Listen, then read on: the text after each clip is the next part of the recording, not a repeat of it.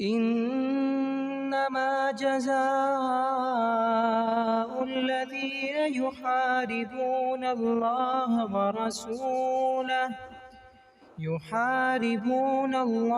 ورسوله ويسعون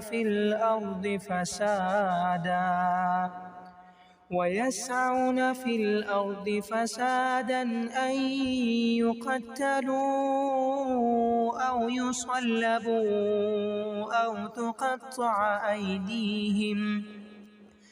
أو تقطع أيديهم وأرجلهم من خلاف أو ينفوا من الأرض ذلك لهم خزي